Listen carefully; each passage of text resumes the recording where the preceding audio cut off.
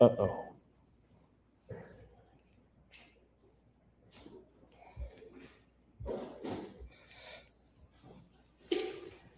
Pay no attention to the man behind the curtain. Rabbi, as we're working through that technical difficulty, I'm going to ask that State Senator Fatty Kadora, if he would come at this point, and we welcome him, and we're going to work on this TV and HDMI and cables and things like that to ensure that we have an opportunity for clear communication. Thank you for being here on today.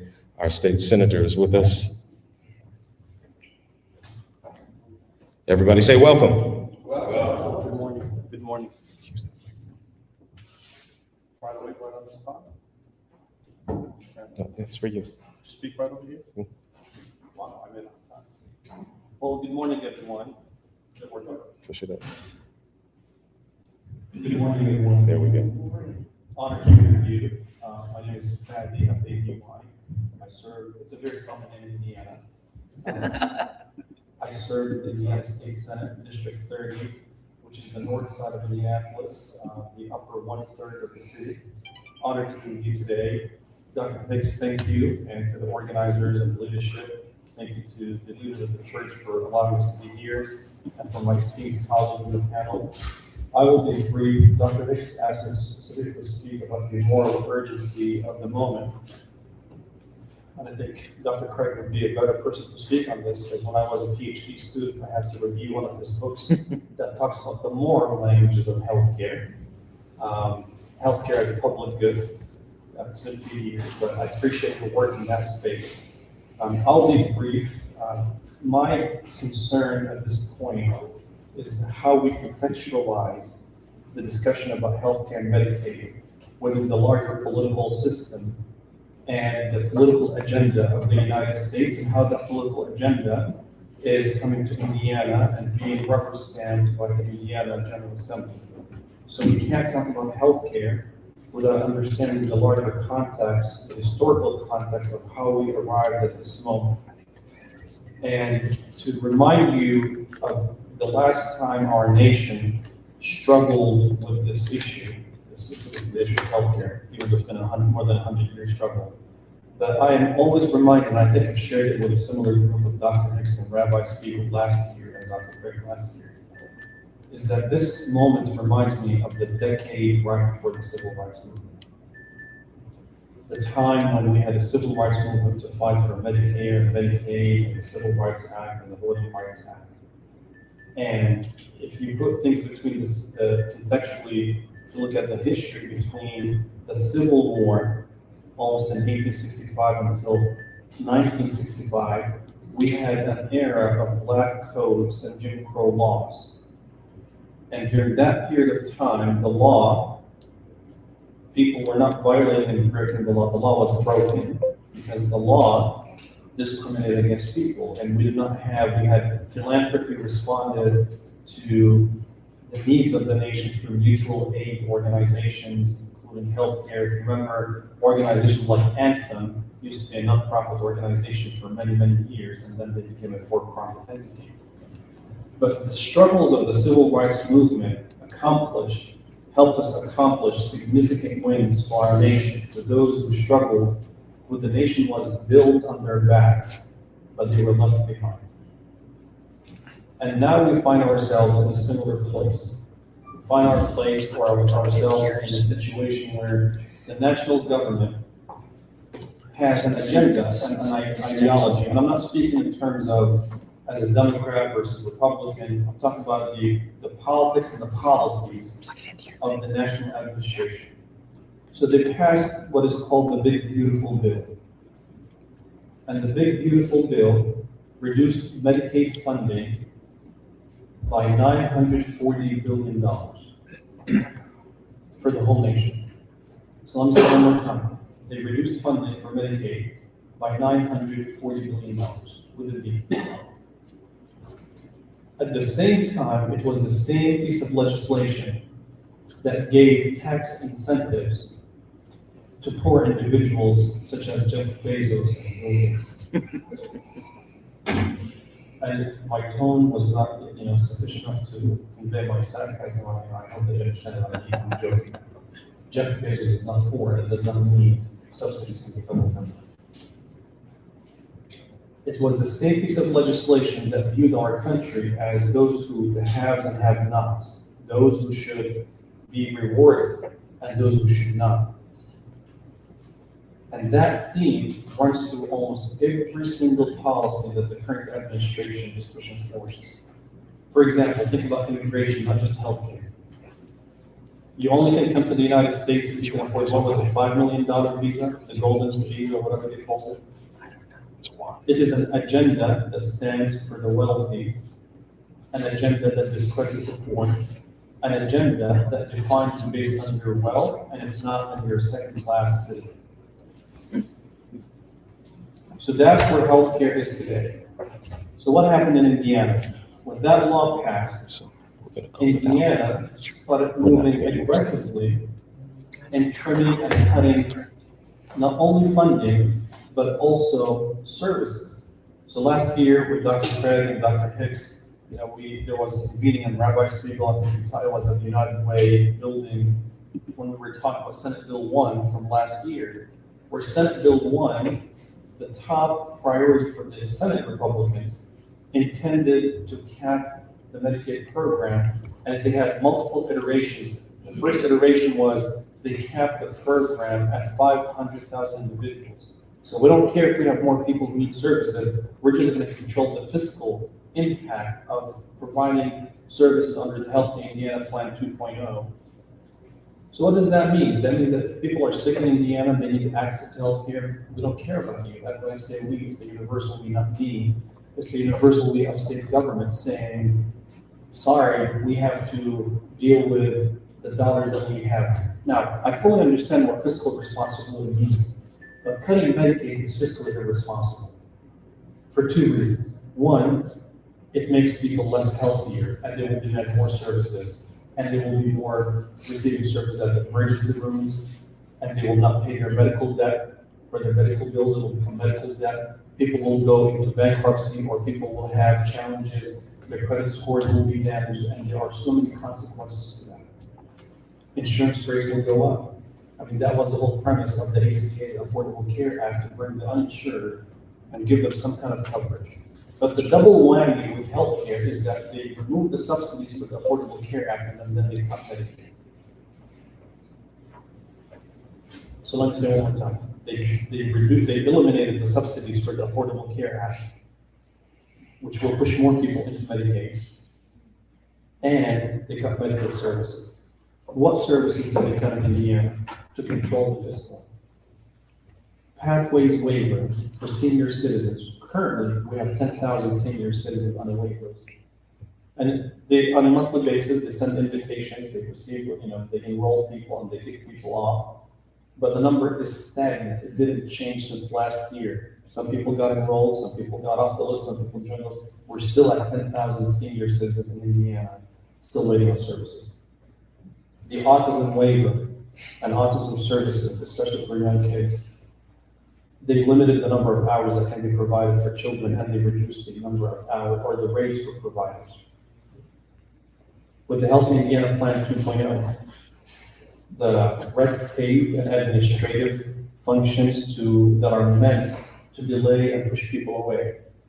Instead of being lenient, hey, you did not submit this paper, come back, bring it back, and we will help you.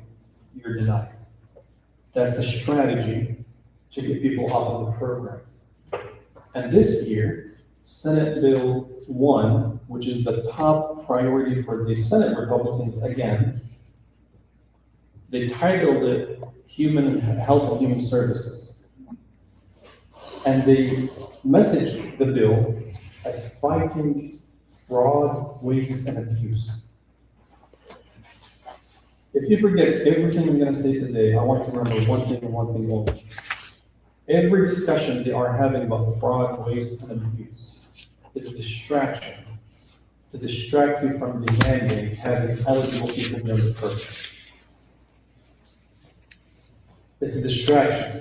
They want to tell you, instead of actually holding their feet to the fire and saying, why are tens of thousands of Hoosiers not on the program? They are eligible, they are born and raised citizens, they are legally present in the United States, and according to the rules of Medicaid, they qualify to be on the program.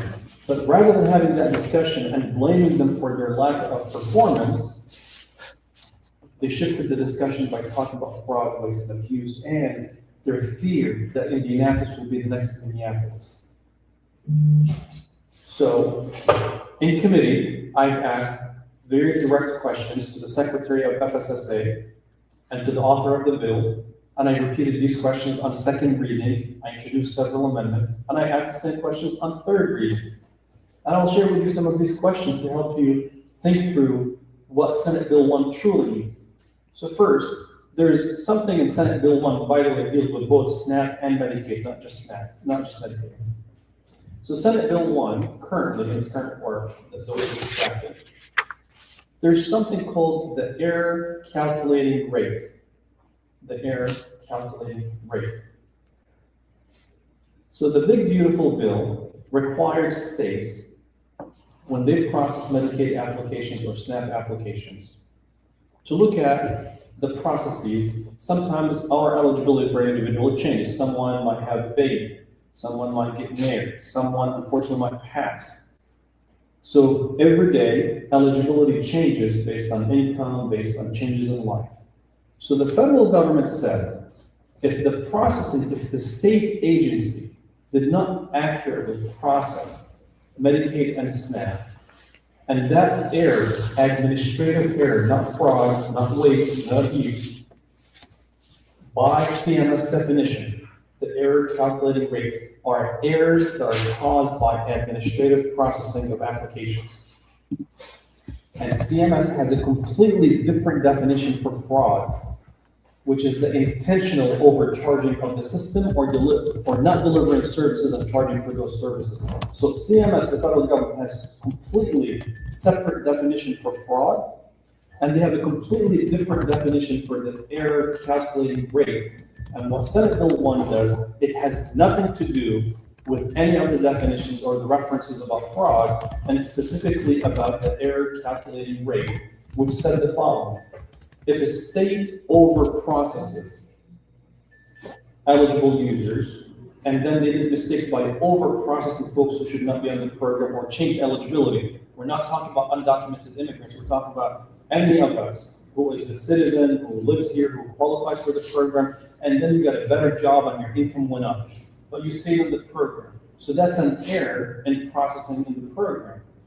So the federal government will pay Indiana, make an overpayment to reimburse Indiana for people on the program. So the federal government said, if we overpay you, you owe us that money back. And if you do not process eligible people, meaning under process, that's an error too, which is good. Then we will pay you for that. So currently, the error calculating rate in Senate Bill 1 is a technical definition that deals specifically with the administrative processing of applications by the state agency, who must comply with federal law that only citizens and legal residents and a couple of other exceptions qualify for Medicaid and for SNAP. So it had nothing to do, zero to do with fraud. But what was the message of Senate Bill 1? Till last night, when the bill went to the House and they were talking about Senate Bill 1, we are combating fraud in the state of Indiana because we don't want undocumented people to be on the program. That's the distraction. That's the messaging. Now, I've asked the Secretary of FSSA in committee, in the Appropriations Committee, can you please tell me, point to me, which administration, and these are the 4 or 5 questions that I'll conclude with just for you to think through the logic of your arguments. Question 1. Are we trying to deal with existing fraud, or are we trying to prevent fraud, even though the bill is not about fraud? I was just trying to walk them through their own logic. The answer was, well, we don't know. Second question, are you personally, as the head of the agency, aware of any fraud in the form of a pending litigation or prosecution or cases that have been referred to the Attorney General of the state of Indiana under the Medicaid Fraud Investigative Unit? Publicly on TV, recorded and reported in the local news. They looked at the camera and said, I'm not aware. Third question, if you think there's fraud, can you point to me over the last 20 years, we had one party in control in Indiana. Which administration committed that fraud? Because the last time I checked, for 20 years, the Republicans have been in charge of Indiana. And they said, we're not aware. But every program could have. And then the fifth question I asked, can you help me understand where in the bill, federal or state code, federal law or state law is referenced to code that defines fraud in this bill? None. Because the bill is not about fraud, waste, or abuse. The bill is about error calculated rate. So that's specifically for Medicaid. Now, what they're trying to do on the SNAP side, the Supplemental Nutritional Assistance Program, they're trying to have monthly redeterminations and additional red tape, and according to the analysis of the nonpartisan legislative agency, the LSA, if you look at the fiscal note of the bill, they said that this could impact up to 3,000 families of being disrupted. They qualify for the program, but just because of the administrative red tape, hey, go get these papers that we need and go through the process, they might kick off 3,000 people who qualify for the program, and they will be brought back. So no one can point to fraud, waste, or abuse.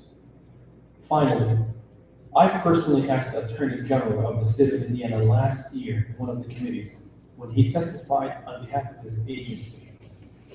And I've asked him directly, and I probably can go back and find the archived video date and the time if needed. And I've said, can you tell me, out of the $4 to $5 billion annual spend on Medicaid, how much fraud have you investigated, prosecuted, and recouped? And he told me, he's been in office for almost 4 years. He said in his 4 years, he investigated $4 million, $4 million out of the almost $5 billion annual spend on Medicaid by the state of Indiana. And that was primarily related to providers, not eligible users. Providers, maybe like physicians or hospitals, overbilling and doing different things. So I started this discussion by telling you, we must put the whole thing in a historical context. And the historical context is a political agenda that shifts dollars to the wealthy at the expense of the vulnerable in our communities. And state general assemblies are rubber stampers for the Trump administration. And as a result, they cut programs in Indiana. And the way that they distracted the messaging of that was to talk about fraud, waste, and abuse. And a couple of days ago, the governor signed an executive order to create a group of agency heads and others to look at fraud, waste, and abuse. Now, I want to be clear, and I want to be on the record. I stand with every effort to combat fraud, waste, and abuse. I don't support it, I don't tolerate it, and I think we should protect the taxpayers by making sure that our programs are not infested with fraud, waste, or abuse. But it's one thing to run government efficiently. It's another thing to claim that there's fraud, waste, and abuse as a distraction for denying people services that they desperately need and deserve. Almost 2 million Hoosiers are in Medicaid, different Medicaid services. What does that tell you about the state of our state? We have almost 2 million people. We are becoming more poor.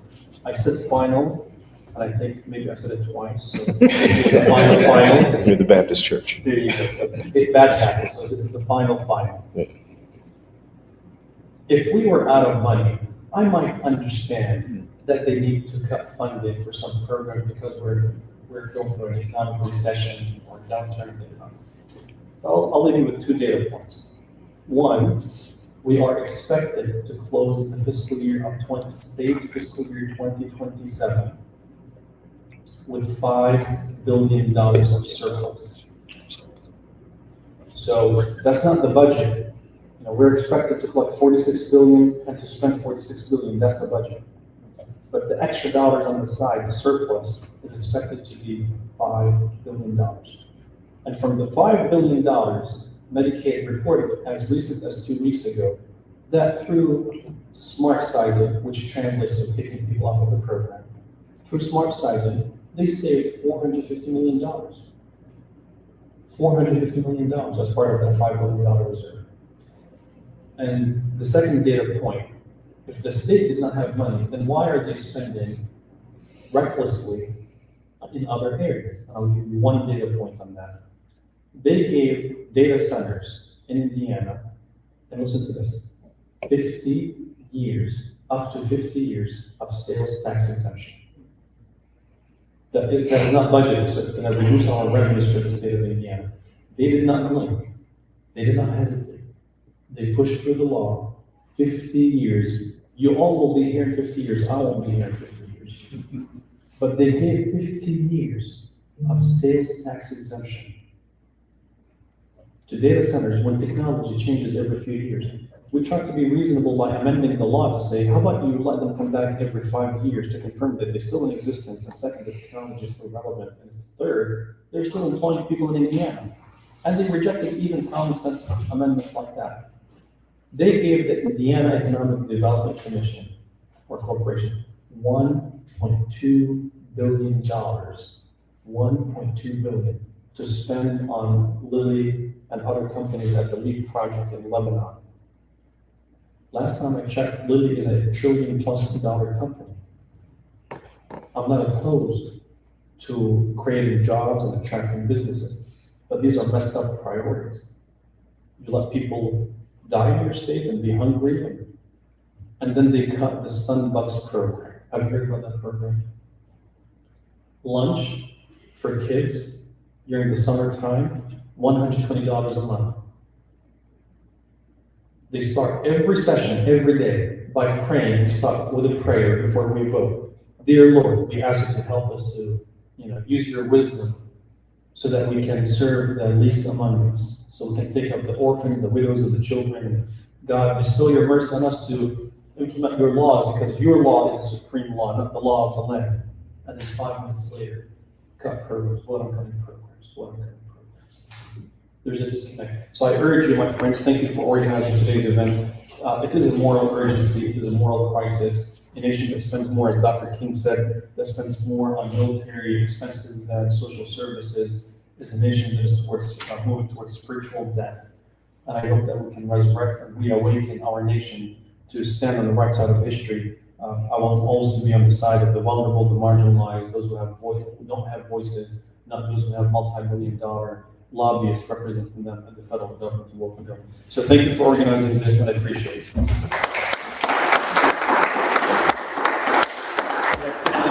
About 5 minutes. Thank you, Rabbi Stephen. Thank you. Thank you to State Senator Fatty Cadora for those remarks in depth that allow us to see with greater perspective what's happening right now. And so right now, Rabbi Aaron Spiegel is going to provide a presentation on housing.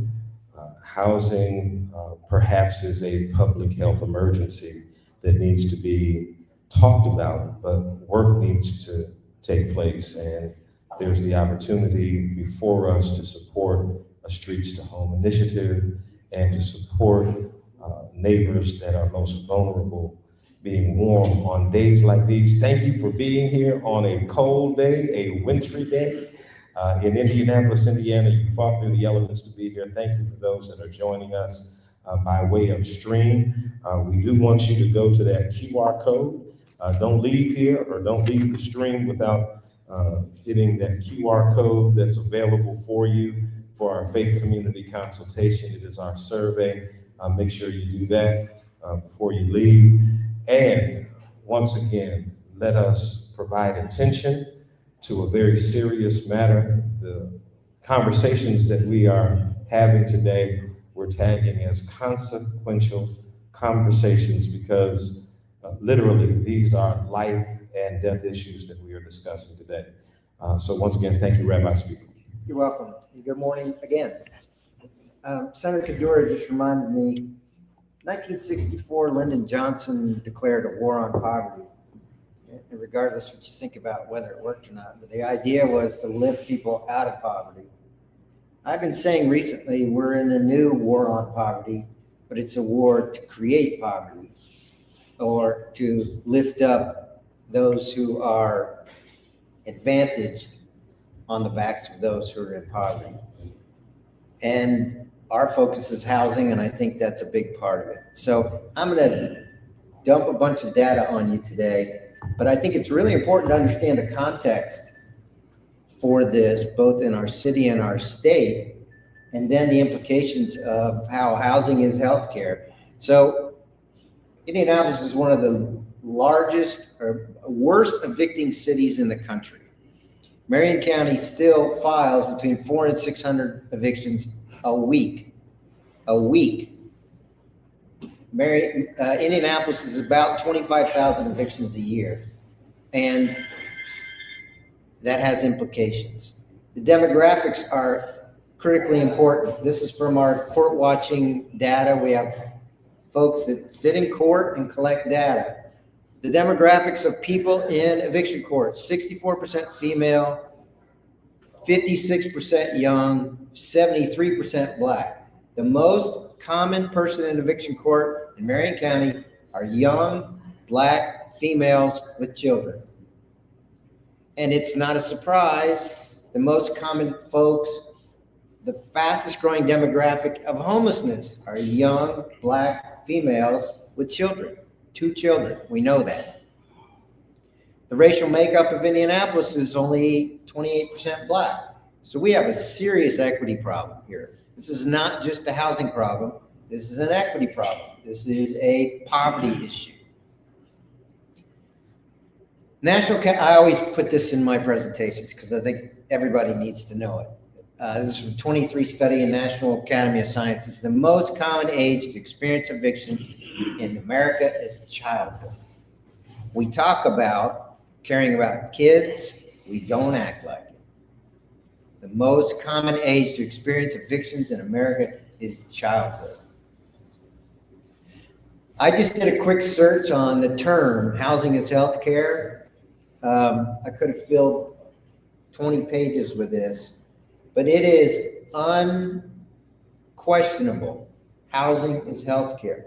Housing has been identified as the core issue that affects all areas of life. You can't have stability without housing. You can't have food equity without housing. You can't have healthcare without housing. And yet, it's one of the only things in America that's not an entitlement. You got to figure it out for yourself. So the system is a problem. We say evictions are a symptom of a disease with 3 factors: lack of affordable housing, which is a serious problem in Indiana; out-of-state investment rental properties, which is also a serious problem here; in our Indiana law, and this should say lack of Indiana law. And make no mistake, in Indiana, evictions result in homelessness. It's absolute. Once someone is evicted in Indiana, their chance of finding stable housing in the traditional market is slim to none. We've been hearing from folks from an eviction court where they say, I'm going to leave the state because I know I'm not going to find a place. So we have an outflux of people leaving the state because they can't find housing. And they're employed, by the way. So why? The level of rent growth in Indianapolis particularly is unbelievable. So I want you to pay attention to this stat.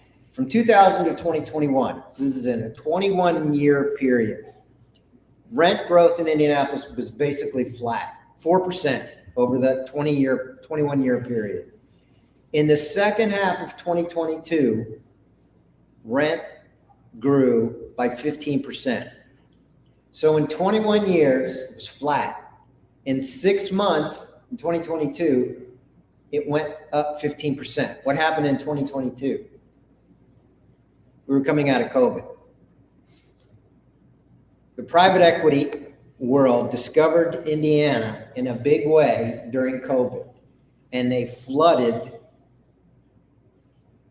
purchases of rental properties in Indiana, and they raised rents because they could. The average rent price median now in Marion County is $1,625 a month. I don't know in what universe that's affordable, and this is not necessarily anything that's very nice.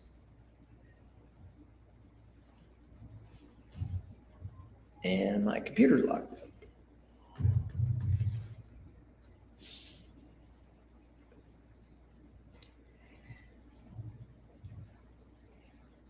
So let's try that again.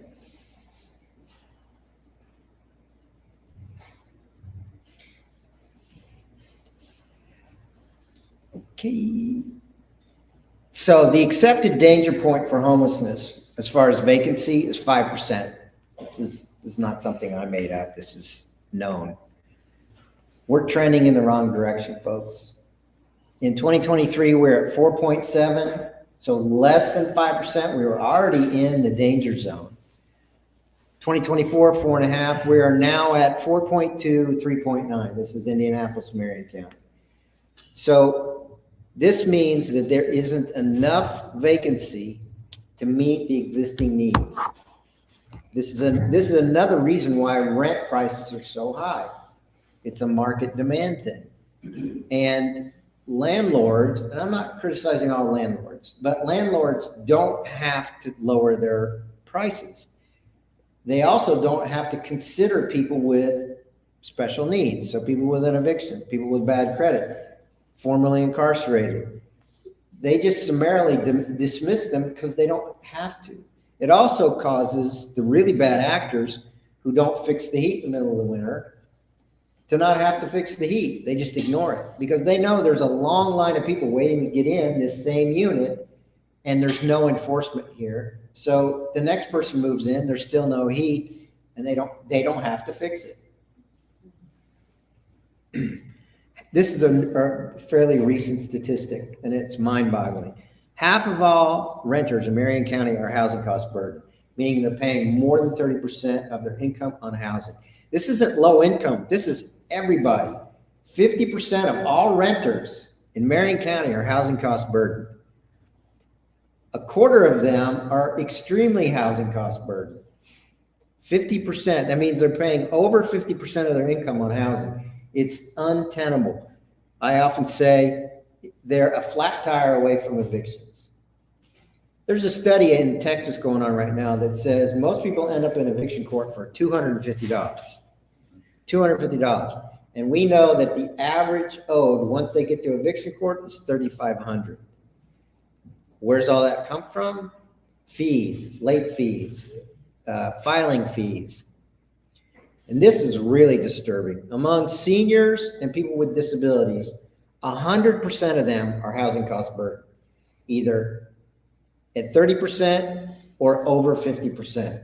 100% of renters, seniors, are housing cost burden. It's a fast growing population of the homeless too. People over 60. And of low income, 91% are extremely housing cost burden. I mean, they're just barely hanging on. So rent increases have been, this is over 30%. I need to update that, but the national average is 6%. We have a problem, folks. There was a time period last year when Indianapolis had the highest rent increase in the country. Did you hear about it? No. Wasn't even in the press.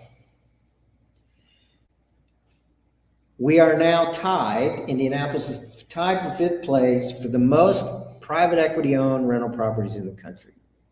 It's not a distinction that I think we want. And it's going up. We're also rated high risk in the private equity index. And I want you to see it's mostly housing, but it's also jobs, healthcare, and public pensions. This is private equity getting into our business. And high risk is bad. We are within, somebody told me, within 5 years of being ultra high, so above 62%. And this has been my new talking point in the legislature. In 5 counties, central Indiana, there's $36 million a month going out of state rental properties. That's $438 million a year. That's just 5 counties in central Indiana. This is billions of dollars that are going out of our state to other companies. And private equity is not necessarily even out of state. It could be out of country. We just don't know. I just want to show this. Why is Indiana one of the most landlord-friendly states in 2025? This is not a friendly website, by the way. This is from one of the organization's companies that insures rental properties, encouraging people to invest in rental properties in Indiana. And here's why they're flocking to Indiana. In the country, there are only 6 states that don't allow a tenant to use, I can't use my rent to get the heat fixed, to get the mold remediated, to get rid of the rodents. And Indiana is one of them. Idaho, Georgia, North Carolina, North Dakota, Utah, and Indiana. And of those 6, Georgia and North Carolina allow rent escrow in the courts. It's not in statute. So it's really only 4 states. Rent escrow is where landlord's not paying my heat. It's cold outside. I prove that I've tried to make this work. I've gotten no satisfaction. I go to the court. I still have to pay my rent. But the court holds it until the heat's fixed. Then the court gives it to the landlord. Basically, tenants have no rights in Indiana. They have no rights. And I wish Senator Kadura was still here because he's the one that started this. So I want to show you the timeline. This was our 5th session in the Indiana legislature to try to get some kind of tenant empowerment. You'll see there's a common theme there: refused a hearing. So we brought this legislation 5 years in a row. We've yet to get a hearing. Not even on the floor of one of the chambers. We can't even get a hearing. This year, for the first time, I will say, was the first time I've had a substantive conversation with a legislator about a solution. We didn't get a hearing, but at least we started talking about it. And part of the problem is the Indiana Apartment Association says we will never support rent escrow. So we're trying to figure out what they will support that would give tenants some leverage against the bad actors. And if you haven't been following Senate Bill 285, this is the Cicero legislation.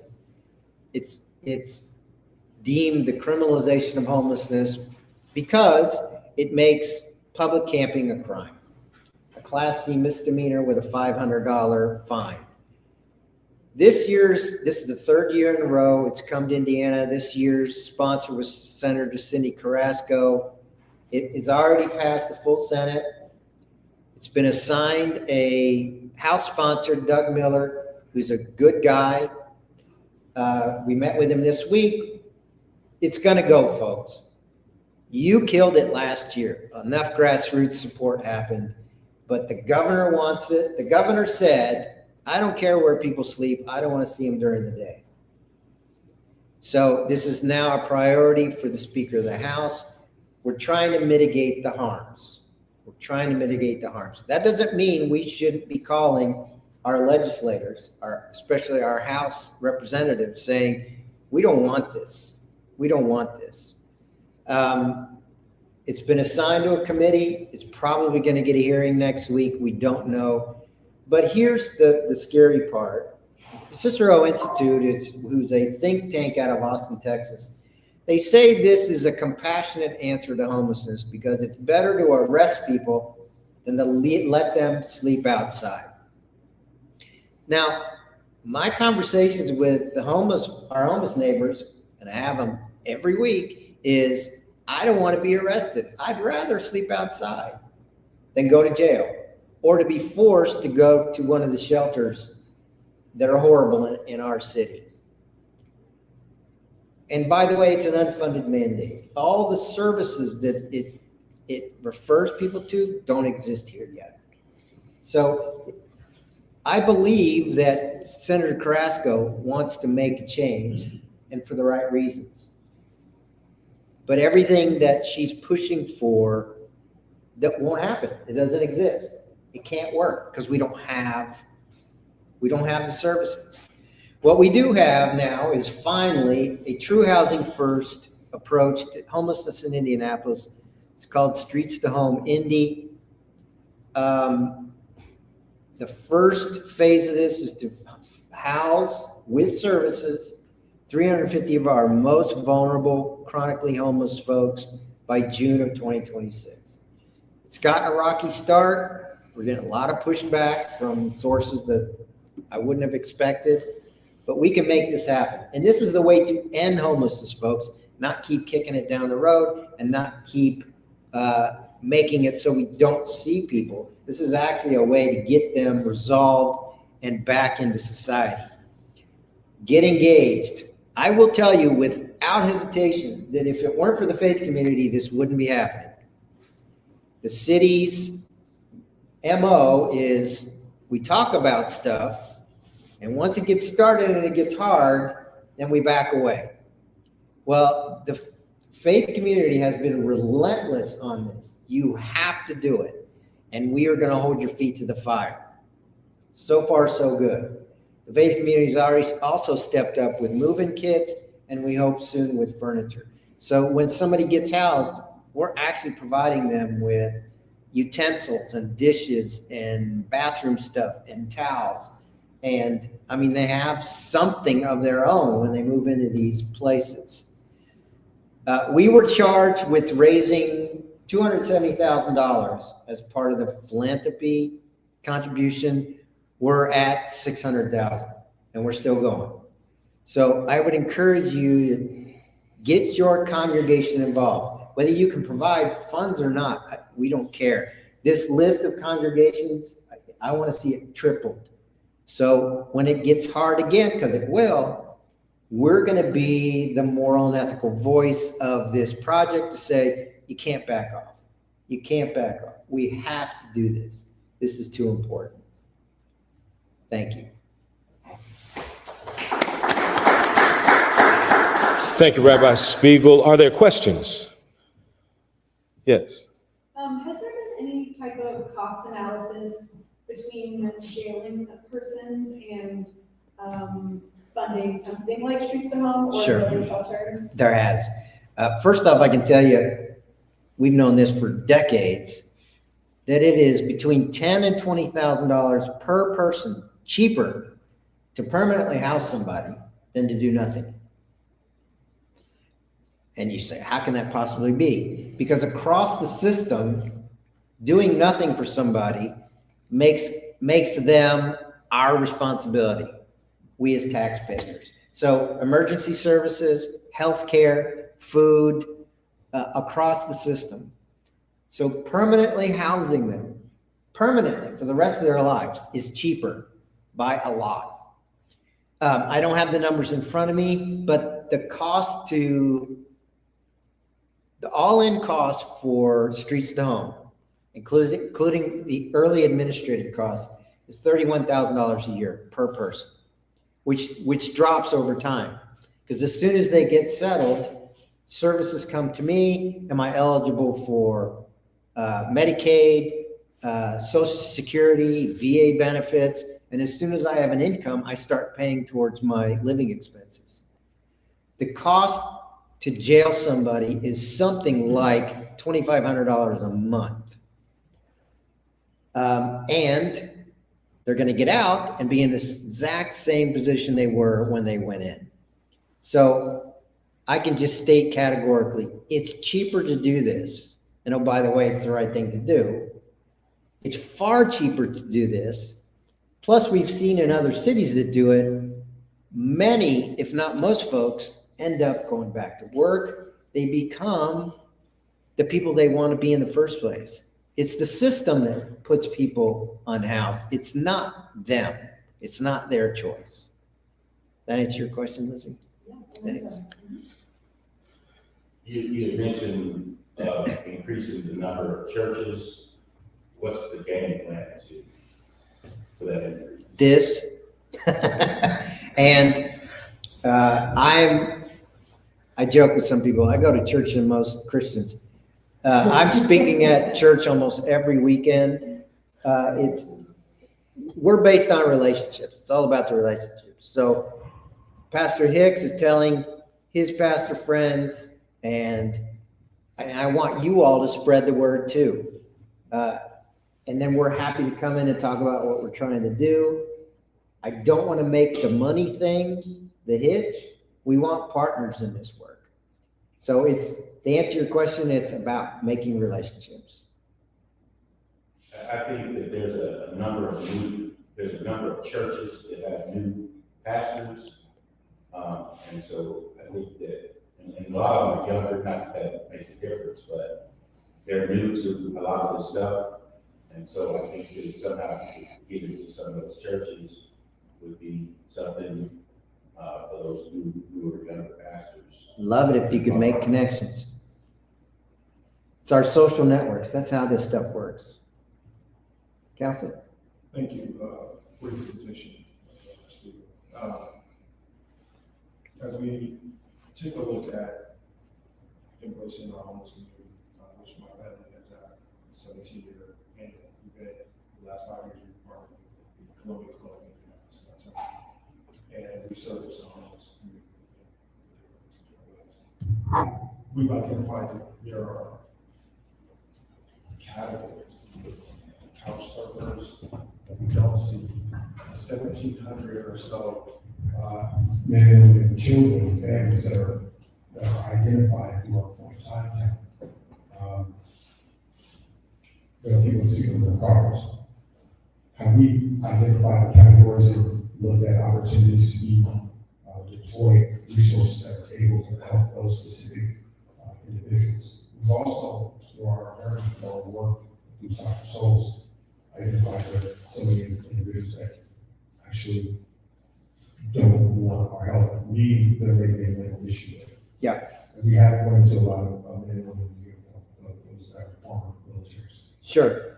That's a great question. Thanks for asking it. First, I want to address your second question first. There are no people that don't want help. I think it's a fallacy. They're often, when asked, say, no, I don't want what you have to offer me. And this is not just here, this is everywhere. That's just a reality of the system. They would rather stay in a tent than go to one of our shelters. And a big part of this philosophy is getting them to trust me that I really am giving them housing and it's not conditional. That's a total sea change in the entire homeless system in the country. The second thing is everybody should read Homelessness is a Housing Problem. We know for a fact there's no direct correlation or causation between mental illness, addictions, even poverty, and homelessness. The thing that drives homelessness, the only data point that correlates homelessness, cities with high rates of low rates of affordable housing have high homelessness. There are plenty of cities that have higher rates of addictions and mental illness that have no homelessness. And we also know that expecting somebody to get clean while they're homeless is ridiculous. We got to give them security first. That's why it's called housing first. We get them housed, then at their rate, at their choice, they can get they can deal with their demons. The point you make about people that are couch surfing or living in their cars is really important because they're not considered technically homeless. So these young women with children who are serial couch surfing are not technically considered homeless, which is insane. And we can't count them in the point in time count, which, by the way, folks, is not an indication of how many homeless people we have. It's just a relational indicator. So if this year was 1,700, next year it's 1,800, we know it's going up. We know there's probably at least 1,800 families who are homeless, and it's probably double that. But we guess, we just don't know. So we also have learned from other cities, Milwaukee's my favorite, that if we address the most chronically homeless, and that is a definition from HUD, but it's basically the people that are living unsheltered for X number of months over a period of a year. If we get them housed, then the amount of money that's freed up in the system to then deal with those who are living in shelters, and then those who, families mostly, and couples, there's a lot more money to deal with them because they're harder to find and they're harder to get resolved. So it's tough, but we got to start somewhere. And what we learned from Milwaukee and Houston and Cleveland and Dallas is if we deal with the people that we see, basically, which is mostly men, mostly black men, if we get them resolved, then the system is much more able to deal with everybody else. One last question. Sure. Do you think that it's effective as we take a look at Senate Bill 285? I think you said it's going to be back in a couple of weeks, that we rally, support the code, and testify. I think that should be proven to work time and time again, up to and including the redistricting argument. Yeah. I think that when the communities are involved, I think that could influence our. Absolutely. Repeat the question. So the question was, should we rally and testify against 285? Absolutely. And how we got it killed last year was grassroots efforts. Phone calls are always the best, folks. Phone calls, emails, and it never got to the House floor because there weren't the votes to carry it forward.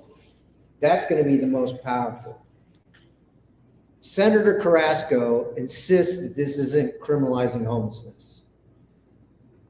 That's an odd disconnect to me. If you're involving law enforcement, it's a criminal issue now. We need all of us to be saying, I'm sorry, you say that you don't want that, but this is the reality of what it looks like. We don't need to get homeless people involved in the criminal justice system. It exacerbates their problems 100-fold. So yes, and yes. Grassroots mobilization, people saying to their legislators, and I'll tell you, it's an echo chamber in Indianapolis, unless you live in Senator Carrasco's district, which is way south. I think it's Beech Grove in Johnson County. We need to get to our friends that live outside of Indianapolis. Call your legislators, tell them this is not okay with me. This is not okay. Beating up on the most vulnerable just doesn't make sense. Thank you so much, Rabbi Spiegel. And that is a wonderful transition to yet another topic. We're appreciative for the presence of Dr. Gwendolyn Kelly. She is the vice president of the board of the Children's Policy and Law Initiative. She's also the vice president at the Africological Institute. And we've worked down through the years on scholar activist, social justice issues. And so we're appreciative for her mind and for the guidance and direction that she always provides. I remember our first faith community consultation We had an opportunity as the Ministerium to hear her presentation. And while we were perhaps centering in and concerned about something, she brought to our attention the fact that 12 and 13-year-olds were being taken to jail as and with adults. And it was her research, her scholarship, her presentation that then led the faith community in that instance to rally and to ensure that we reached out well beyond, but within our influence, to ensure people flooded the State House for a couple of years. And then Children's Policy and Law Initiative was able to then, after playing defense for 2 years, push forward and get past positive legislation that kept 12 and 13-year-olds from going to jail as and with adults. We've also been able to work hand in hand for a couple of years on critical race theory that was perhaps a precursor to this environment we are in right now that requires us to continue to fight. In many instances, what we're seeking to bring before you today are life and death issues, consequential issues that allow us to see how public policy is keeping people from advantage, keeping people from progress, and keeping people from the hope that is necessary, specifically within communities that have had such withheld from them. And so Dr. Gwen Kelly is here on today, and we're going to ask that she might lead us as we look at this education portion of our discussion on today. Is there an opportunity for me to plug in? We could try. We can try. There we go.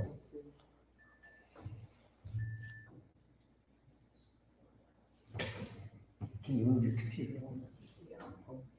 Yeah.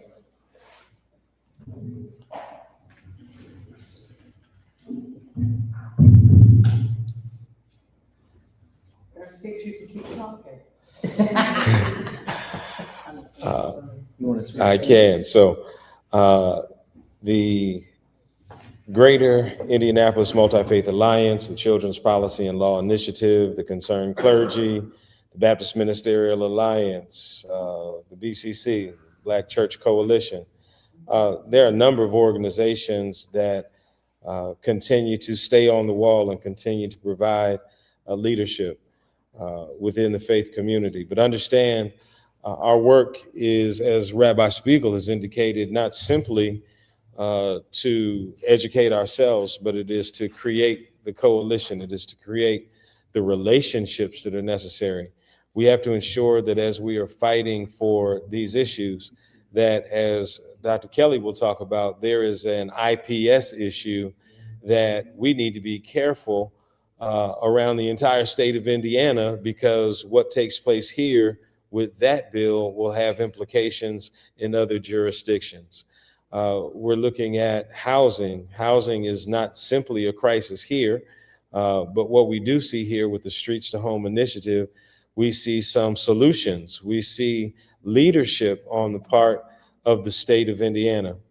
This is the same leadership that was provided as we even created the concept in Indiana that others followed along with and came to HIP and Medicaid expansion to ensure that people had dental care and eye care. Seeking to provide leadership has been something that Indiana has sought to do. But where we are now with undue influence from Washington, D.C., where we are now with legislators that are intent on carrying out that which could only be categorized as evil when it comes to public policy, it's even more so important for us to make sure that whatever would seek to divide us evaporates, and that we have an opportunity then to combine our efforts and ensure that advocacy goes forward, that the call to actions that you've heard on today around Senate Bill 285, you've heard about Senate Bill 1, there are calls to action, and we need to make sure that we're pushing people to get to the phones. We're pushing people to write. We're pushing people to send emails.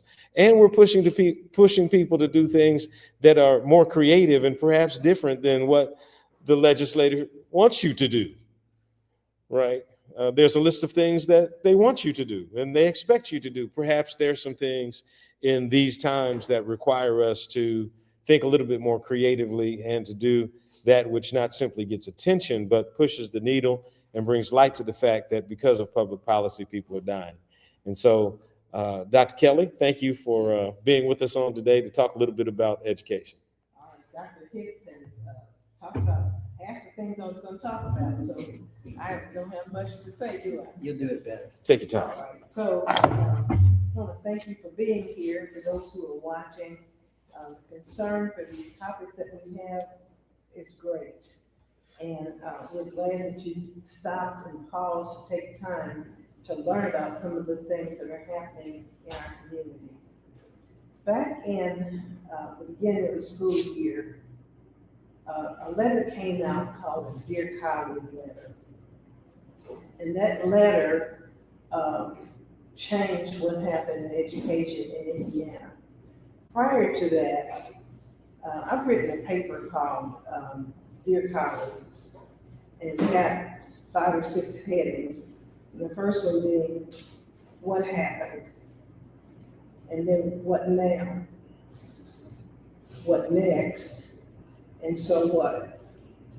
So a Dear Colleague letter is a tool that the Civil Rights Office of the Department of Ed used to bring people into compliance with the civil rights laws related to education. And they were very important letters, and people perked their ears up when they heard about them because they said money could be taken away or our district could be sanctioned because we had civil rights offenses. But that department has been not totally dismantled, but almost dismantled. And reverse, instead of saying African Americans or people of color or someone with special ed needs, their rights have been violated, it's been switched to say, white constituents, if you've been hurt or if something has happened to you, then we want to investigate that. When the laws came out about DEI, I won't say the laws, the bills came out about DEI, it was just really hard to understand. Why would you want to take away the rights of people? Why would you want to end diversity? Why would you want to end equity? And why would you want to end inclusiveness? So DEI stood for diversity, equity, inclusion. And there is a move underway under the what now, what happened. It seems like, I'm speaking for myself, when President Obama became the leader of the nation, something sparked inside people. We thought, some people celebrated, but others saw it as a time when everything was changing and they were losing power. And so when people feel like they're losing power, they figure out ways to fight back to keep the power that they have. And so then we come with our new president. And one of the first things that President Trump did in his first administration was to issue an order saying, let's get rid of cultural competency, no more cultural competency training for the federal employees. And I heard it and I said, what? It was an executive order and it was kind of quiet and people didn't talk about it much. There were still diversity, equity, inclusion trainings going on. But this time, when he's coming to office now with his executive orders, these things have been written and they've been carried out. And governors across the state have either accepted them or they have said, no, we're not going to do it. So the Dear Colleague letter that came out with the power of the weight of the Civil Rights Office in Washington, D.C. to bring people into compliance. And usually they've been very helpful documents. When I worked at the Equity Project at IU, a Dear Colleague letter came out that talked about discipline. And that we need to stop suspending children so much, and especially if it was disproportionate. And special education had compliance laws that had to be followed. And so when we would go in to investigate or to help provide assistance, they were glad to see us because nobody wanted their money taken away for special education. And what we found when we would go in to look at special education, we would ask for general education data also. And sometimes the general education data had more disparity. By that I mean more African-American students were being suspended or expelled than the rest of the general population, the rate. And so people would look at their data and try to figure out what to do because they would lose 15% of their special ed dollars to go to general ed for interventions if they didn't comply.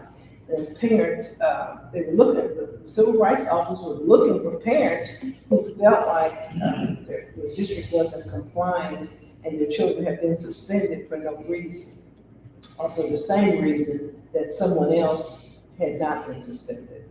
So that was the weight of the Dear Colleague letter. So when the Dear Colleague letter came out, it said, schools should not teach diversity, equity, inclusion.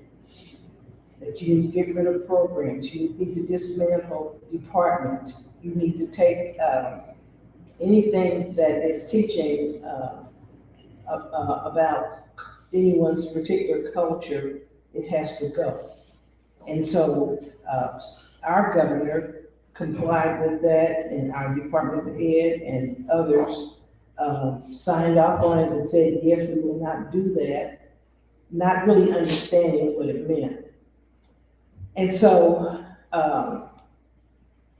some states, like California, I think New Jersey, said, no, we're not going to sign that. And so let's fast forward a year later, here in January of 2026. It was ruled that the Dear Colleague letter was unconstitutional because it took away free speech and that it was not grounded in what it was requesting people to do. So the question is, so what now with equity inclusion? And a bill came out this year, Senate Bill 88, and I wanted, Senator Cador is gone, he's on the Education Committee. He and Senator Hunley, Senator Ford, trying to think of the others, predominantly Republicans, asked great questions. And the bill, before it even came to the floor for the Senate, it was stripped of the civil rights piece, the civic education piece that had in it the there would be a course that would include the 10 Commandments being taught. There's still a bill that's left that's got the 10 Commandments in it. And I love the Lord. I'm saved. I'm planning on going to heaven. I try to follow the 10 Commandments, but everybody knows they weren't. You couldn't even keep them. They couldn't keep them back then. And so we have a hard time keeping them down. And that's why Christ came. So, but on the other hand, if I have the 10 Commandments in the classroom, that means anyone else can have what they want in the classroom too. So, and it's supposed to be a separation of state and religion. So those bills, we need to watch those pretty carefully. As I said, there's still some that are pending. Some may not be heard, but then they're still alive on either the House side or the Senate side because they had similar bills on each side. Also in Senate Bill 88, there was a specification that we teach that children young people not have children before they are married. That's a good thing. And if I'm here in church, I'm gonna tell you, I believe the same thing. But to impose that on is that the classroom's responsibility? If I was talking to somebody in counseling, I might say something like that, but to make it that it's a rule now that it has to be taught, I'm just concerned about it. There are many children, and Senator Huntley gave the example, her mother she was a single mother. And she was in high school when she was born. And just the stigma that it puts on people, you find yourself in situations and you need support and help, more so than you need to say you shouldn't have gotten in that situation. Yeah, I've gotten in situations and I should have gotten into them, but help me get out, not shame me and tell me that my life is wrong. So this, back to this dear colleague letter. Why is it so important and why am I talking about it? So many of the things that have been done for our, against our civil rights, they've been brought down in court. The NAACP, of which I'm the state education chair for Indiana, I've looked at some of the bills, some of the legislation, some of the suits that have been brought. And people are beginning to win these suits because the things really are just, it's like they threw things on the wall and said, we're gonna see what sticks, and there's a stain that's left now that says, okay, we shouldn't have done that, but how are we gonna change what happened? So in Senate Bill 88, we just gotta be careful. I'm gonna talk about this just for a few more seconds and I'll move on. But in Senate Bill 88, it had a list of things that still you weren't supposed to talk about. This is the third year that this has happened, third or fourth year. The anti-CRT bills, culturally responsive, critical race theory is CRT. And so it was saying that we were teaching all the children there were racism and systems that were keeping them oppressed, and that it's a college course that would be taught with that. Professor Brown, who's at Indiana University, was on that original committee that put the critical race theory in place. And it was a law course. It wasn't something that we taught in a school.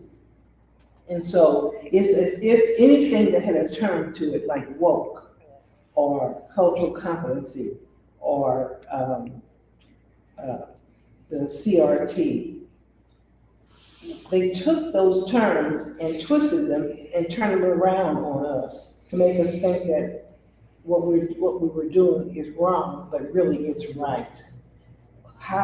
What person in the world wants to sit up and not be awoke with everything going around you? But they took the term woke and turned it around.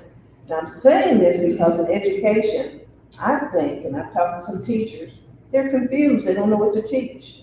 They want to keep their jobs. They want to keep money coming in so they're not breaking the law. And the supervisors and people that are over them also don't know what to tell them about what to teach. So it's just that confusion. And so what now is, even though the law says some of these bills were illegal and some of the acts that they asked people to do, we're stuck now with what came out of that. Indiana State, where I went to school, we had an African American Cultural Center. The Charlie Brown African American Cultural Center. They took the word culture off of the building. No, they took the word African American off the building. So it was still a Charlie Brown Cultural Center.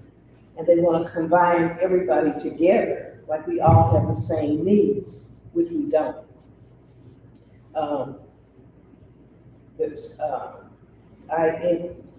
There were places of affinity that people wanted to go to, because when you're on a campus that's a predominantly white campus, there are not that many African Americans down there.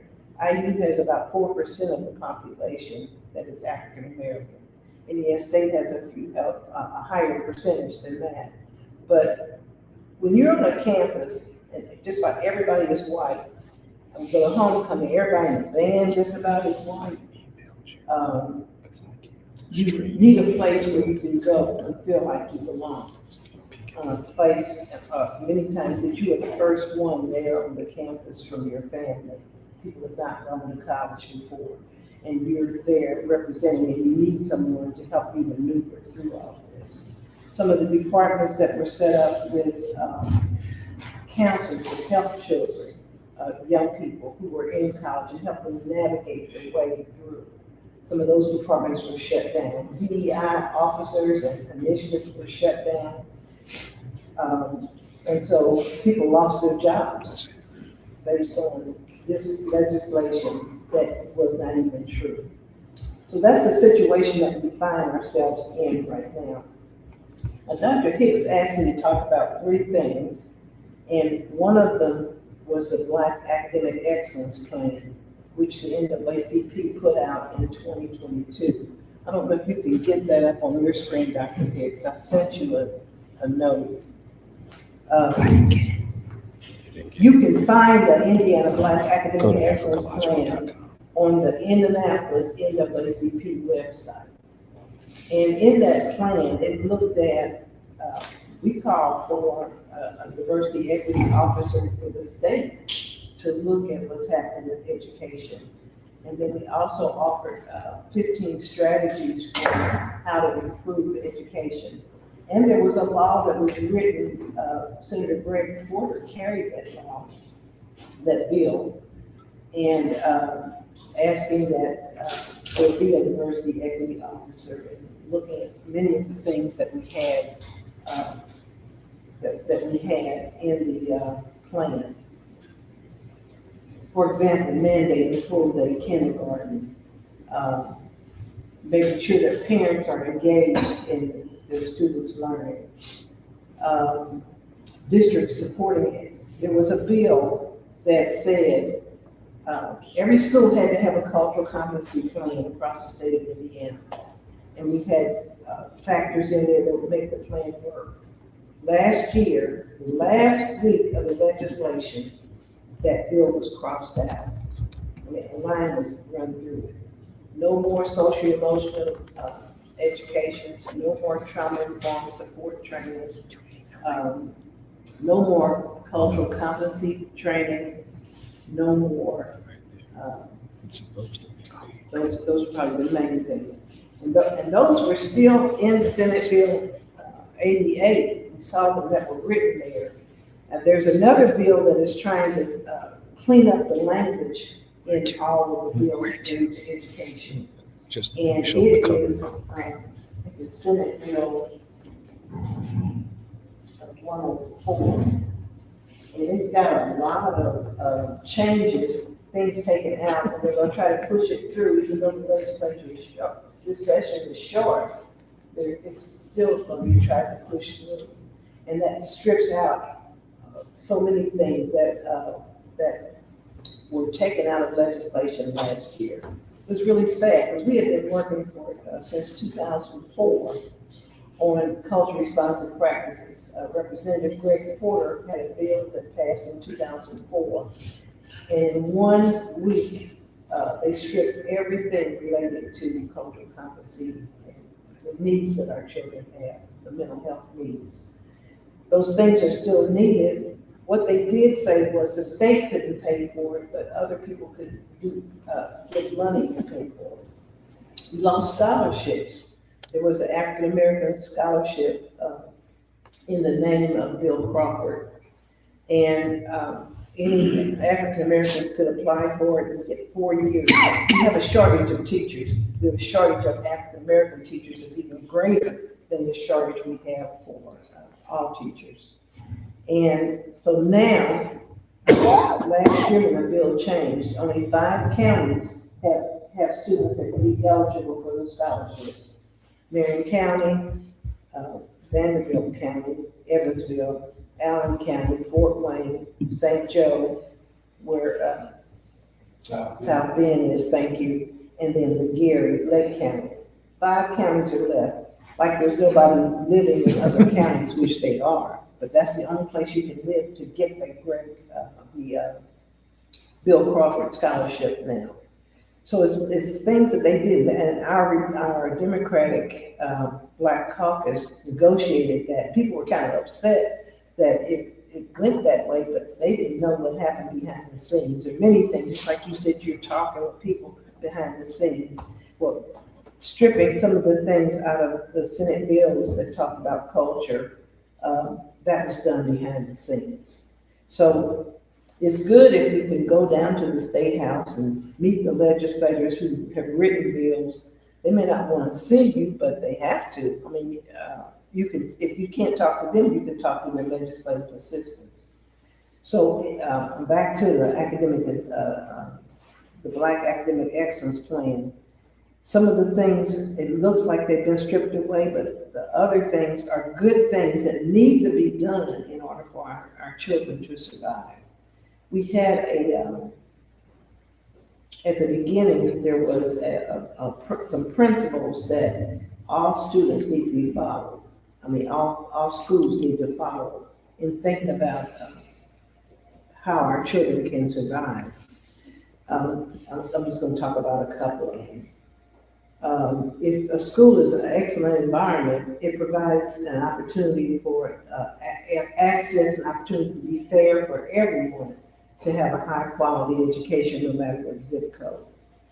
To have grade level appropriate instruction, because many of our children are getting A's and B's and they're coming home and those A's and B's are not worth what they say they are because they have not had grade level instruction. So that's something that we really got to work hard to make sure that happens.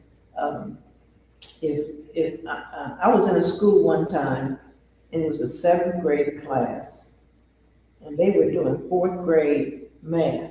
I knew it because I knew the curriculum. And they were just like, oh, the teacher was so proud that the kids were doing what they were doing. I'm thinking, that's not even grade appropriate. So they're getting good grades on something that's a lower grade level that needs to rise up to where it is. And I think schools are working toward doing that more, looking at the standards and trying to make sure that children are introduced. That's something that must happen. So the Indiana Black Academic Excellence Plan is on the NAACP website under education. You can find that. Now, another thing that the NAACP is starting is a campaign for attendance against chronic absence. So we've got, there's a school that was in the paper last year based on the 24-25 data, where 50% of the seniors were chronically absent. So chronically absent means that students are missing 15 days or more. And so nearly 800 schools across the state of Indiana have less than 10% that are attending school on a regular basis that are chronically absent. There is I've got a chart here. I wish I could show it. Oh, thank you. You got that one up. The chart shows who is like a pattern of who is absent.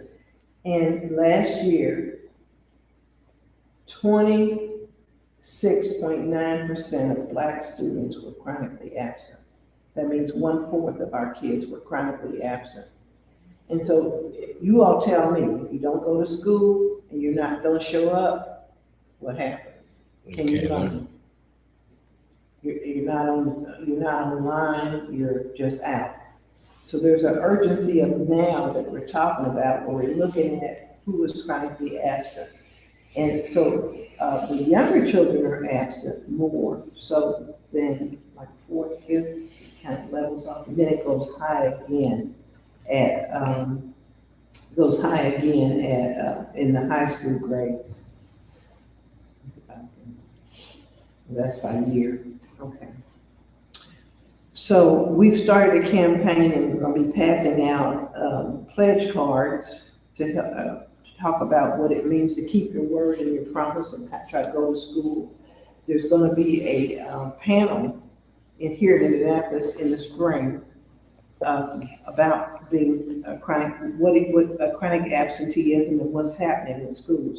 As we've tried to engage with schools, churches, and organizations, we found that there's some schools, I'm not gonna name them here in the city, but they're really struggling with attendance.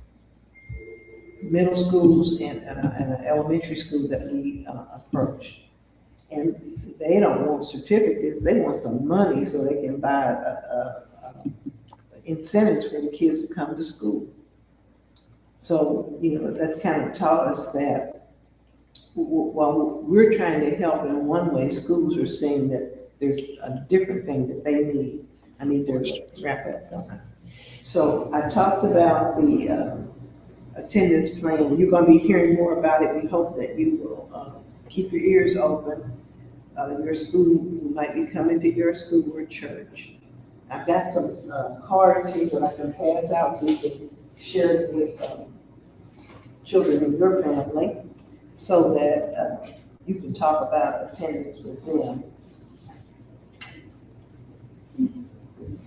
Those are some of the materials that we're using. Probably can see those. But I'm going to wrap up by saying that we've got to decide what we're going to do. We were told that some of the things were illegal that were happening. So now, are we going to just let things stay at a status quo? Or are we going to continue, are we going to start fighting if we have to make things go back like they were? We need diversity, equity, inclusion officers at every one of the high schools at the district level, to recruit teachers, and to make sure that our children, especially at the college level, I keep saying children because it's, to me, everybody's young, okay? But to make sure that our young people who are, and even older people who are going back to college, that their needs are met. So it's a kindergarten through 12th grade problem, but it's also a high school problem because they've really been impacted with the legislation. And we keep fighting back and trying to get laws that are being written so that they will override some of the things that have happened.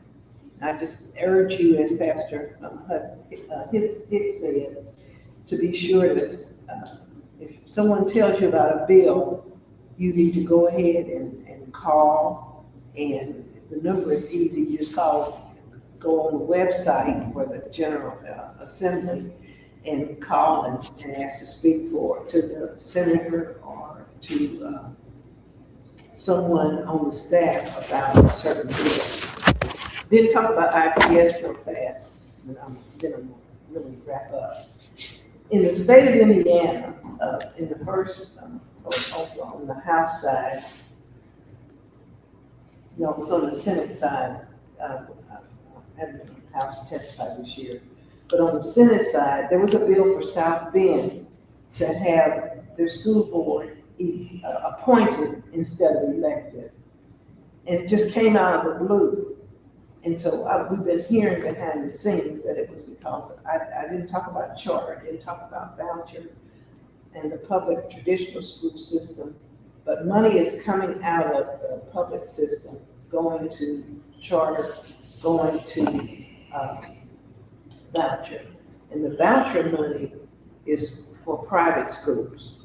And if you want your child to go to a private school, that's good.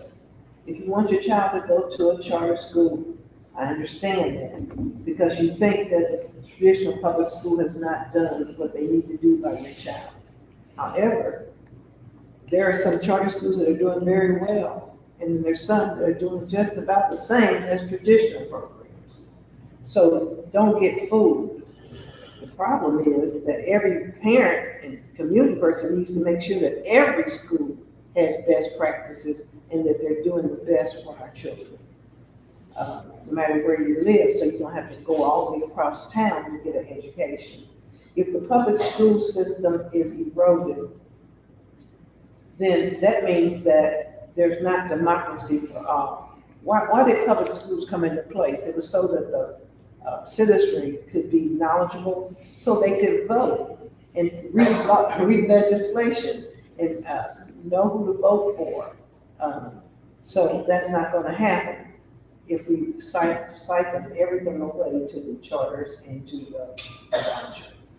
Okay, I think I'm gonna wrap up and say, there was something else I was gonna say, but I won't say it.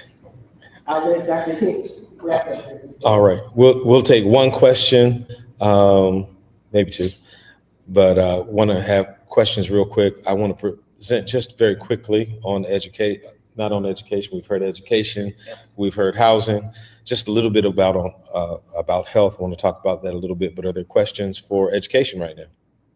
Dr. Kelly. Can I ask a general question? What happened to civics in high school? Repeat the Civics question. is still taught. It is still taught? Right. Not the man. And so that's why the senator pulled that bill, because the things he had in there were already being taught in high school. There's social studies in grade 5, 8, 10. They have U.S. history. And then civics for the seniors, economics and civics go together. So it's taught, and there is a course that's taught already. No, it's not prerequisite no more. It's what? It's not a prerequisite? Yeah. You graduated? It is? Yeah. Okay. All right, so we have heard a number of issues. We've heard specifically that the response is to reach out to senators, reach out to representatives at 317-232-9400. You can find them at that number. We have heard about housing and how legislation will impact housing. We have heard about education and how legislation impacts education. As I indicated in the very beginning, I am privileged to have worked for this past decade with Dr. David Craig, and we published a study in 2019 that was a study on the Healthy Indiana Plan. We worked over the last few years under direction of the Robert Wood Johnson Foundation and the Interdisciplinary Research Leaders Program, and have produced a document as we concluded called Fight On 2025. You can find this research at africological.com. You can also find in our appendix the Black Academic Excellence Plan that is found once again at africological.com. That brochure, that booklet that was presented by Dr. Kelly. You'll also find testimony from Rabbi Aaron Spiegel. Last year, as we went through this legislative session, as things were beginning to shift, we knew that there was a document called Project 2025, but we cared to, even in that environment, approach the State House, and not just our research group, but friends of our research group and other advocates, people that believe that this legislation is, I guess it was Senate Bill 2 last time, now it's number 1, but last year it was Senate Bill 2 that we tagged as a kill bill. A kill bill because in that initial presentation of the bill, it reduced the number of people on Medicaid, specifically HIP Medicaid in this area, the Medicaid expansion, from to 500,000 people. It kept the number at 500,000 while there were almost 750,000 people already on Medicaid. We don't know how they intended to take people off. Anybody born on Tuesday and Thursday, I think that was Dr. Craig's theory. But then there was another heinous cap that was proposed. The cap would have said that you can only have Medicaid for 36 months, which means you either have to get sick quick or don't get sick again. I don't know.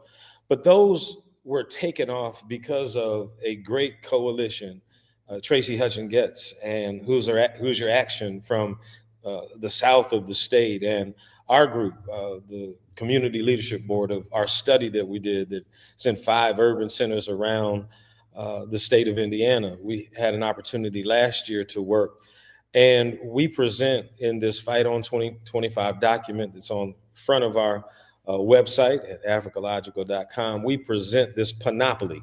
A panoply, that's the weapons you use to fight. And so we were able to look at not just testimony, but this faith community consultation that took place last year. We were able to look at the various different ways we fought for Medicaid. We fought in 2025 in this legislative session. That is available now. It's a free download. Please send it to everybody because it's open source for a reason, so that we can provide examples, so that we can provide inspiration to people, not just in Indiana, but everybody in this country is dealing with what's taking place right now. This provides an opportunity to share how we fought for Medicaid in Indiana, but there may be other issues that can benefit from the type of things, the type of work we did, shall we say, right? We leaned into purpose and determined that even when people would be muted because it's more politically expedient to hush, that our call even is to ensure that those that are vulnerable, those that do not have a voice, receive voice. And so our entire project was around amplifying community voice through a community leadership board that Dr. Gwen Kelly led, and our entire staff. We reached out to determine in 5 cities. We had in-person and Zoom sessions, and we talked about health equity issues. We were helpful with redetermination, so people, when they had to re-register at the end of the public health emergency, there were efforts across the entire state to bring attention to the community. So we were able to register for Medicaid, but as well, because of that atmosphere, there were stipulations. There was a more robust and a friendly website that was created at FSSA, because the question was begged by not just our team, but by a community of people that determined that killing people was wrong, that we would in fact provide hope and example. We've created consequential reports. Just as we're having a consequential discussion today, we created a consequential report as we entered into the session before. In 2024, we floated a positive impact statement that said that smart money uses federal money. 90% of the money for HIP comes from the federal government, from expansion. The other 10% comes from an excise tax. It comes from cigarette tax, so that it's a zero-sum proposition to utilize resources to keep people well. It's a workforce issue, because a healthy workforce means that companies will be stronger. Indiana will be stronger. We proposed a streamline, because we're seeking to, with this consequential report, let people know that it is a financially sound proposition to utilize this HIP resource, but it's also probably a good idea to streamline a little bit by only having one HIP. So as opposed to having 5 different types of HIP, have one HIP, so that everybody has dental and healthcare that's a part of HIP Plus right now, and nobody's bumped down to HIP Basic because there's no HIP Basic. And even now we are a part of an amicus brief, right? Another way we fought to be a part of an amicus brief, a friend of the court brief that is attached to the research of the Africological Institute, Dr. Craig and I, that 2019 study, Health Equity, Urban Congregations and HIP. Much of the work was done here, even in this Bradley building, as we reached out to the community to hear their voice. What we sought to do, even in a case that is before the appellate court in DC right now, destined for the US Supreme Court, we attached our research, our data. We have amplified sufficiently community voice so that those that are being negatively impacted the most by this heinous public policy that is coming down the pike, we have provided an opportunity at the greatest level of the judiciary, at the appellate court in DC, and as it goes to the US Supreme Court, the voices of the members of this community are amplified to say that we are negatively impacted and that literally people are dying. People are literally dying right now. And I had an opportunity Wednesday to go down. Tracy Hutchins-Getz, part of our crew, she testified. And I listened and I wouldn't say appalled, I was saddened to see people come and present Senate Bill number 1 and refuse to even use the word immigrant because it seemed like in their talking points, even those that consider themselves to be civil on that side of the house had to use the words illegal aliens. And when asked specifically, and there's a position brief that we've come out with, you'll find that on the website as well, that talks about Senate Bill number 1. It talks about some impossible regulations that are in Senate Bill number 1. It says that you have to, for 3 months before you can apply, you have to show that you've been working for 3 months beforehand. If you're going to register, you have to register everybody in your household and determine the immigration status of everybody in your household before you apply. When asked specifically, these senators from our state who present this law, when asked specifically how a child that was born as a U.S. citizen could get the health care they need to live if they're in the home of somebody that does not have the appropriate papers, it almost felt to me as if though they were happy about the fact that this law would then require that child to turn over another person, and they would be turned over to Homeland Security was their answer, and be deported, and that child would be sent to the Child Protective Services. This is a plan not to cause financial stability where we already have a $5 billion surplus. This is a plan that is a part of a mega narrative that says that if we can figure out a way to get Black and brown people and poor people out or disenfranchise them, and in the case of SNAP, starve them, and in the case of Medicaid, straight kill them.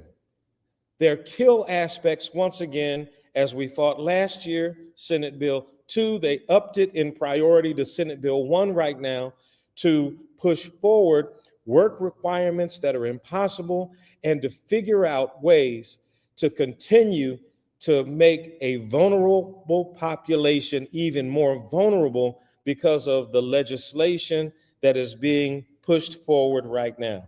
And so for those that remain on stream, those that are here, please take time to call 317-232-9400. Take the opportunity to talk to leaders. Take the opportunity to encourage. Find this information that is available on the Africological's Facebook page, on africological.com. Find this information that is floating right now. Send it to somebody that can, along with you, voice in some way. And my challenge, once again, come up with a creative way. Do all of the standard things that are expected of us to do. But understand that the cure for cancer is not going to come in a linear way. The cure for cancer is going to come in a cyclical way. It's going to come from around the corner. There's going to be some creative thought that is necessary in terms of that jeopardy and vulnerability. The same type of jeopardy and vulnerability is associated with the legislation and even the litigation that is being pushed forward, even to the Supreme Court, as we've had an opportunity to be a part of this amicus brief with that litigation, but with legislation that is coming down the pike from that big ugly bill. And as we have people that are in leadership in the state of Indiana that have acquiesced, they have bent the knee to that which they know full well is, yes, a part of a process that seeks to disenfranchise and to hurt and is unapologetic about it. And so in this instance, it's our responsibility. Let's make sure we're calling our representatives. Go to africological.com, fill out that survey that's before you so that we can find more information out about you. Reach out to us if the Africological Institute, the Ministerium, the Greater Indianapolis Ministerial Alliance, the Center for Policy and Law Initiative. Let's make sure that we're reaching out to organizations, getting all of the information we need so that we are equipped and we are empowered in order to very simply call down and let every representative and senator know that we're calling to oppose the work requirements that are a part of Senate Bill 1. We're calling to oppose the work requirements that are a part of Senate Bill number 1. We're calling to oppose Senate Bill 285. We're calling to oppose homelessness that has been being treated as if though our neighbors are criminals, and not having a house and being outside too long then lead to not just arrest, but arrest records. They arrest you for misdemeanors or for felonies, and it goes on your record, which follows you. And when you arrest people, that does not mean that it's okay. That is not humane. That is in fact heinous. And so, yes, Dr. Kelly. Following on what Dr. Hicks is saying, my point that I was going to make that I forgot was about IPS. So IPS now, there's legislation that started last year. They wanted to take over IPS's transportation system and the facilities, and that didn't pass. But the last week of the legislature, they put some of those things back into a bill and said that a board had to be formed, ILEA is what they call it, to look at how Indianapolis, the district schools and the charter schools could work together to provide transportation and facilities. And so a board, they recommended that a board be formed called a corporation over IPS, which will still have the right to elect the school board, and the charter schools, who will have 3 representatives coming from the charter schools to be on this board, 3 representatives from the district to be on this board, and then 3 people that the mayor chooses that have, they know about urban issues, and they have to live in the IPS district. So one thing that has happened, they've had testimony that was like Wednesday, is usually the education committee meets, and they'll vote probably the next time with more amendments. The Democrats usually are the ones that have the amendments that are going to be added. And from the House side, they did get the bill changed so that it wouldn't start in 2026, but it will be in 2028 when it starts. And then with the immigration, there is a bill now that wants ICE people to be able to come into the school to get kids. Now, school is supposed to be a safe place. And teachers in the past have not been able to turn, if you're the daddy and I'm the mother and I've got legal custody, I cannot, as a school official, I can't turn the child over to you, the father. But someone coming in with a mask, an ICE person, they're supposed to turn the child over. So that's Senate Bill 76. So please oppose that. And I'm going to be pushing that out a little bit more. IPS bill is 1423. We just want to be, it's more fair now than what it was, but it's going to happen. They've been working toward this for years to have, just like they wanted to have an appointed board in South Bend. I see this as a template that could happen across the state because choice is what they wanted. And it's been coming in for like 20 years. And it's been turned away, and now they've got a really strong foothold in the mostly in the five counties that I talked about earlier. Charter schools are coming into places that have more of an urban African American and Hispanic population, and most of our children who are choosing charter are coming from the brown and black population. And the voucher programs, most of those, the majority of those children are white.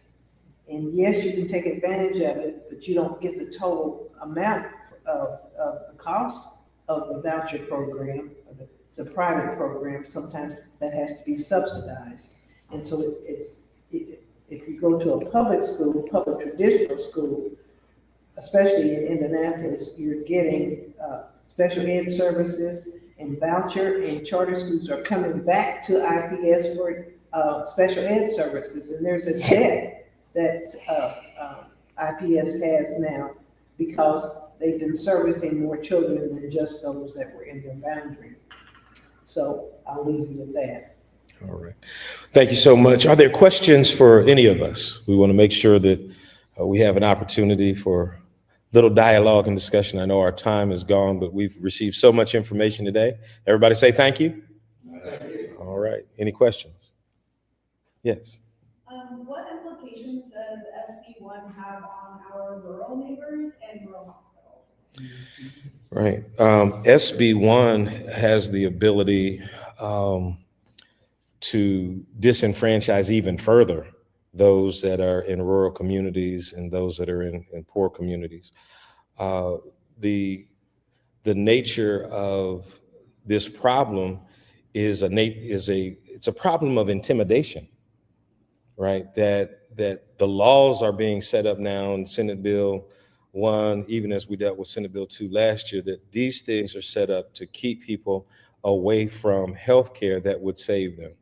What we're dealing with right now is, if we look at our Latine population, we see that they are afraid to go to the hospital, and that remedies for serious conditions are sought in home remedies or in the corner of barrio stores or bodegas, or some remedy that a parent had back in the day. And they are afraid because they have been kept away, and regulations now allow for federal authorities to go and find you. They're setting things up so that people can be deported. So I told you before, Wednesday, senators stood up, and when asked whether or not this was intended to kick people out of the country and to deport people, unapologetically and with the hubris that for me is once again sad, they stood up and said that, yes, these are not unintended consequences. These are intended consequences. And the intended consequences are that people that are already hurt will be further hurt, and that people that are particularly Black and brown will continue to be pushed over the borders or killed by the policies that we see in place right now. And so the vulnerability for those that are poor, right? The vulnerability for those that are not a part of an upper echelon, or the greedy 1% of the 1% that stand to benefit from what's taking place right now. And you didn't ask, Lizzie, but insecure housing proportionally is far worse in rural Indiana than it is in the cities. Far worse. I have two questions. Is there a bill in place to stop all the investors that are coming in from out of state? Because I dealt with one and it's like right now, that I wouldn't about my home. And I do that. I was fortunate to be able to do that. But I think about how they can raise your rent $200, $300, $400. But they don't even live here in town. So Right. they're communicating with people that don't even live here. Are there any bills in place to help stop how many investors can come into the community to buy apartments? At the state level, no. Tempted several times.